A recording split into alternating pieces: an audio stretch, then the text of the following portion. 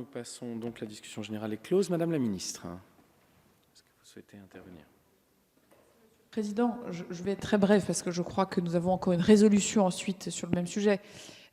Monsieur Peu, je peux vous rassurer, nous formons des alliances avec d'autres pays, diplomatiquement. D'ailleurs, depuis les 6 mois maintenant qui font que j'occupe cette fonction, nous travaillons avec les Espagnols et Portugais sur certains sujets, avec les Nordiques sur d'autres, avec l'Italie bien sûr, avec les pays de l'Est. Donc nous n'avons pas une exclusivité dans notre relation européenne avec l'Allemagne. Ce serait d'ailleurs une erreur puisque à nous deux, nous n'avons pas la majorité sur les sujets. Donc nous avons besoin d'alliés. Et donc thème par thème, nous élargissons nos travaux. Monsieur Hetzel, je tiens à vous rassurer, le siège de Strasbourg n'est pas négociable pour la simple et bonne raison qu'il est dans les traités, traités européens, et que je ne crois pas qu'à ce jour, quiconque ait prévu de les réouvrir pour négocier quoi que ce soit. L'autre raison, c'est que pour moi, c'est un acte politique.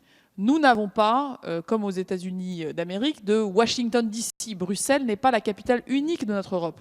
Les différentes autorités européennes sont disséminées à travers le continent et c'est bien là un acte politique que de vouloir rapprocher cette autorité en commun que nous avons des citoyens. L'autorité de la sûreté maritime est à Lisbonne, l'autorité de la pêche est à Vigo, l'autorité des trains est en France, dans une ville qui n'est même pas la capitale de la France. C'est bien choisi pour avoir un acte politique. Donc je tiens à vous rassurer.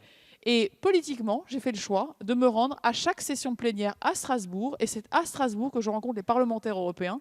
À ce jour, je les ai rencontrés très fréquemment. Et je peux vous assurer, jamais à Bruxelles, ce qui montre bien que nous avons là une démarche tout à fait active.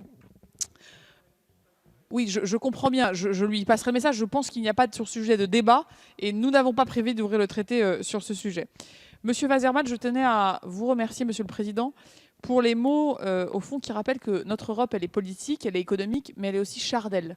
Et que dans nos douleurs personnelles, dans nos histoires, eh bien, nous pouvons fonder des espoirs. Et l'idée que l'histoire ne se répète pas, j'étais très émue aussi par les mots qui ont été les vôtres, sur ce que ce traité pouvait représenter aussi dans une famille qui, comme la vôtre. Et je crois qu'il y a là, même si nos anecdotes familiales ne font pas la politique européenne, je pense qu'elles en nourrissent l'ambition. Et donc, merci pour vos mots.